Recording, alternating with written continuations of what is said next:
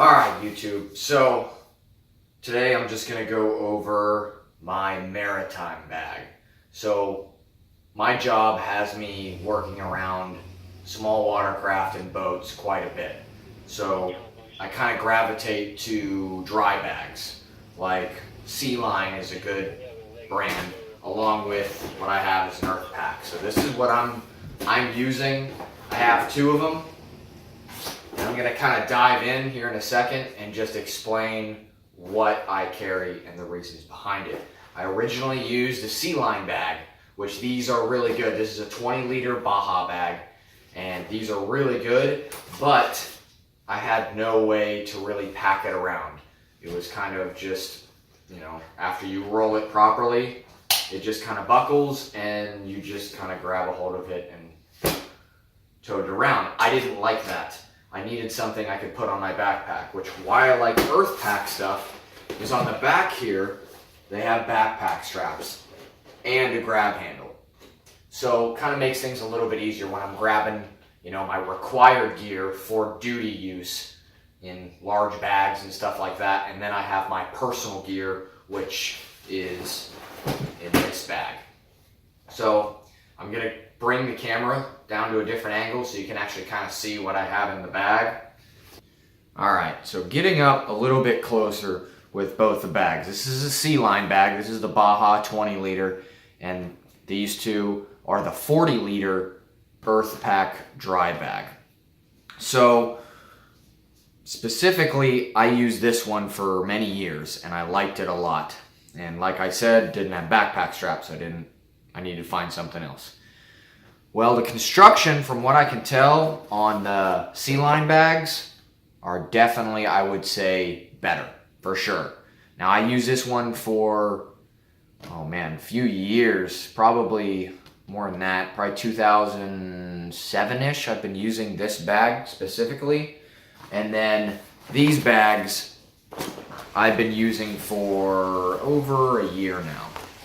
So what I noticed is immediately you can kind of see down here is I repaired it myself, because once you get a lot of weight in the bag on the backpack straps, it begins to pull up, and you can see like right there it's starting to tear. So unfortunately, after a lot of use, like I'm just pulling it apart just like that. So after a lot of weight in this, it's kind of begin to tear apart. Now that's unfortunate because I really like this bag. The bottom, it's kind of coming apart as well. But like I said, I still stick with these type of packs. So it's not a complete deal breaker. Now I contacted Earth Pack and they were great about replacing it. Do they say this doesn't happen very much? The second bag that I have doesn't have it as bad as this one does. But they were really helpful, like immediately. They're like, oh, I apologize. They contacted me very quickly. Customer service is key. And they were really good about it. And I was really impressed with that. So, also down here, it's tearing a little bit. But I am hard on gear. I use this every single day in my job. I'm carrying it on my shoulder. I have weight in it. I keep stuff in it, which I'm going to go over here in a second.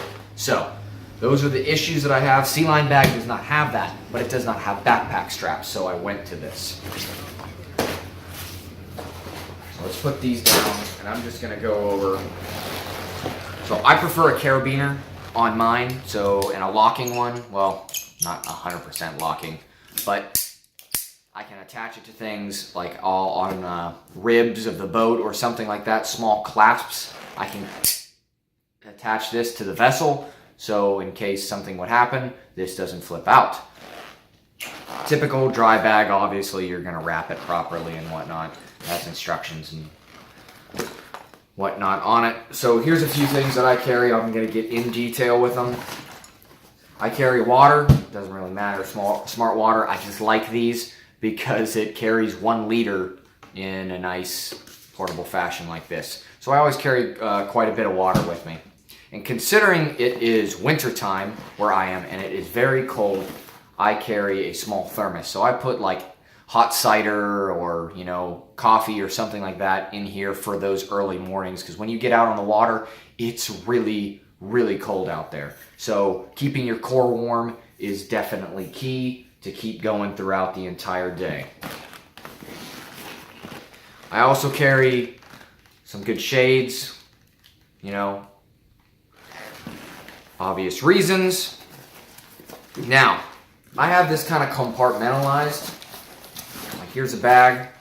Keep this out of the way. So I have the main dry bag, of course, but then I also have smaller bags inside it that are sealed as well, just in case this would take a puncture and say it fills up with water, stuff inside is not ruined. Now, this is kind of a fix-it kit. This is not required for my job, but I carry it because, I like to be prepared. Probably some of you are like that. So I'm just going to dump everything out. I'm just going to go through it really quickly. Hopefully nothing falls out. Yeah, look at all this stuff. Cool. So I have found, I don't even know actually who makes these. These are Outdoor Research bags. These are really nice actually. Right there's the logo. They make them in all different sizes. They're freaking awesome. So I would definitely recommend these small bags, different sizes. So it kind of looks like a big mess here. Let me set this off to the side. This is what I carry with me every single day. Now, it's not organized. Sorry, guys. It doesn't look that great, but this is normally how it is. So, immediately getting into everything. There's reasons why I carry this stuff. So here, this is pretty much a fix-it kit is what I have out here in that bag. Now, in here, there's just all kinds of smaller things to repair, like clothing or anything like that. I'm not going to get in super details about this. But, of course, batteries, right? CR123s, solid key, and double A's. I like these a lot for obvious reasons. Duct tape, right? Can't go anywhere with duct tape. Helps fix a lot of things, especially when you're out on a vessel. Hand warmers. These pretty much are required. Considering it is wintertime, it is very cold out there. Keep your fingers nice and working. I have an extra right in the rain pad. Probably don't need that. Blousing straps, probably for obvious reasons, but I don't wear these out on the vessel. I don't actually really know how they got in there, but they're there. So Allen keys and Torx. I carry these all the time because when you're getting beaten around by waves and other things out there, everything tends to come loose if it's not Loctited.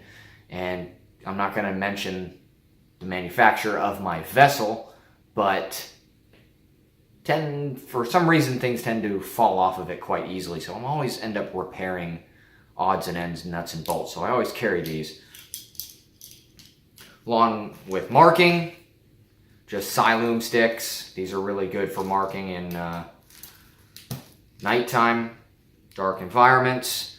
Now, I like this. This is kind of like shoe goo, the smaller pieces. And these fix a whole bunch of different things, like small, just even my bag. You saw my bag was fixed with some of this stuff. Same with rubber cement. I have a bunch of these on hand just to fix small issues. I have JB water weld, which if you're in a environment like that, say a vessel, a boat, I would highly recommend picking this up because it has saved me a couple times. Of course, aspirin. I mean, why wouldn't you go anywhere with that? I got a couple hose clamps. These are good for like the back of your vessel around the motor mounts and stuff like that, where all the cables and whatnot, fueling goes into the engine. There's all a bunch of cables like that. Sometimes they come loose and sometimes they pop off or they'll completely rust away.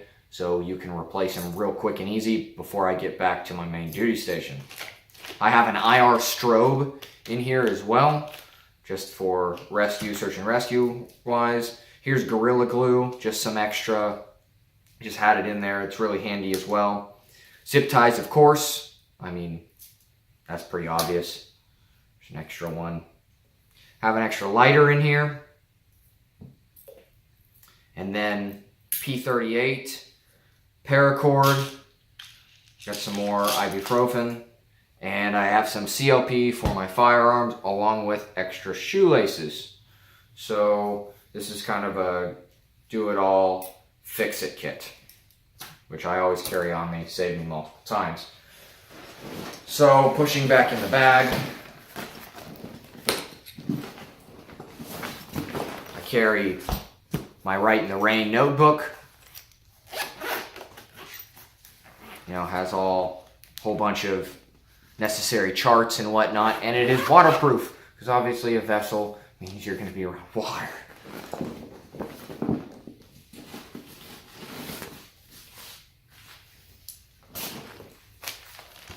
All right, another dry bag, outdoor research. Kind of get the hint that I like outdoor research stuff.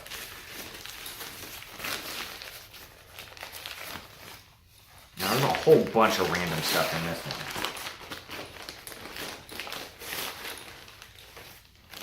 So, I have a small hygiene kit in here.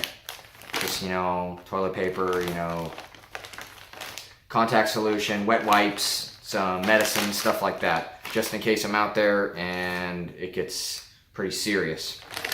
Here's an investigations-based bag. So I have, you know, specific material to pick up, you know, narcotics or other items that are illegal, and I have evidence bags and other stuff like that in here ready to go. And that was in another outdoor research bag, which is great.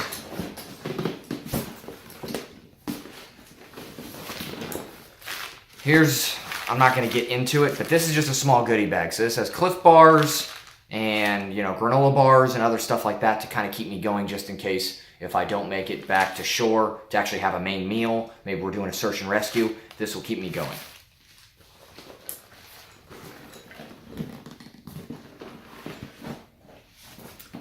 These are really good to have too.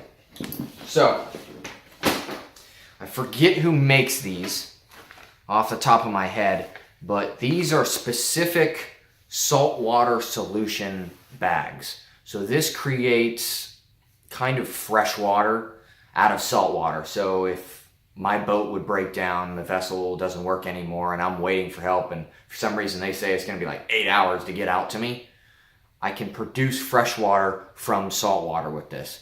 Now, I'm not 100% sure. I'm not a physicist or anything like that on like how this works, but I'm pretty sure it's a sugary solution inside, and the membrane of the bag only allows water through, not salt particles, because I think salt is obviously bigger than water. So it slowly seeps into the bag, and it produces kind of like a Powerade kind of gel-ish kind of substance, which is good for hydration. So it takes about 4 hours, I think, per bag to use, and I think you just get a few, I forget how much. It's probably between the two, maybe a liter of water. So they're not, producing a lot, but it really helps. If you don't have water, that'll help you. Awesome. So I have one of these old school pen flares, right? So there's the device. Here's a whole bunch of flares. Good for signaling.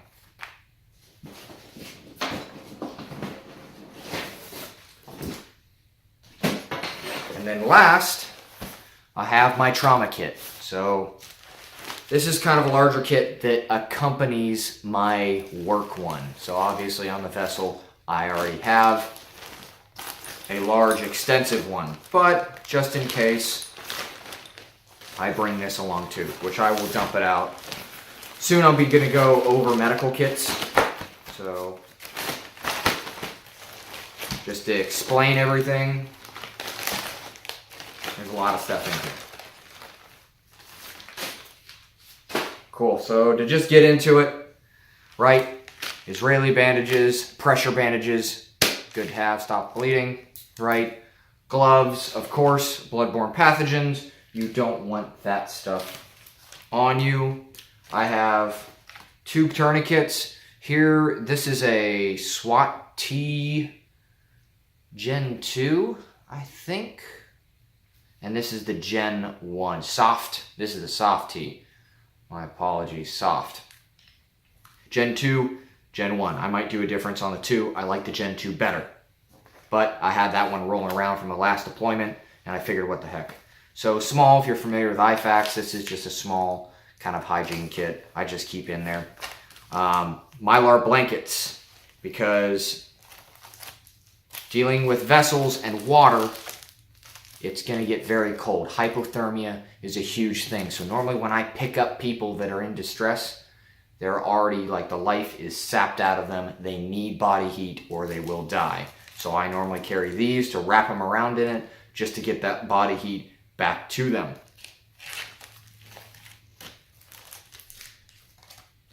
Chest seals.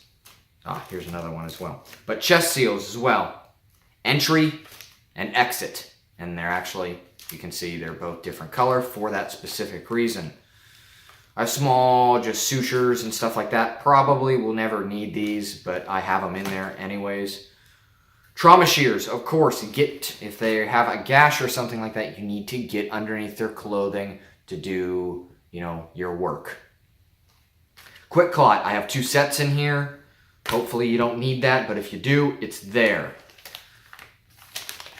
Cravat, and a lot of gauze, because if you've ever been around bleeding people, they bleed a lot. You can never have too much gauze. Well, I mean, I guess you can for weight-wise, but if you can fit it in your bag, fit it in there. And a CPR mask. Now, this one's not that great. I prefer the clamshell that opens up, but, this is what I had on hand, so this is what I'm rolling with. So this is everything that I keep. There shouldn't be anything else. So that's everything that I have inside the 40-liter Earth Pack dry bag with the backpack straps, which is key. So this is my maritime bag. So I will be doing more videos probably on trauma-based stuff and gear and plate carriers. Like I said in the last video, there's a lot more to come. I just wanted to get this out of the way and get something up. This is kind of an odd thing that maybe most people won't think of or even need, but maybe there are a few of you out there. So if you like what you saw, just give me a thumbs up and give me a subscription, because there's a lot more of this stuff coming to you. Better quality, of course, coming up. This is kind of hokey how I have it set up, but improvements are going to be made. So thank you, I appreciate it.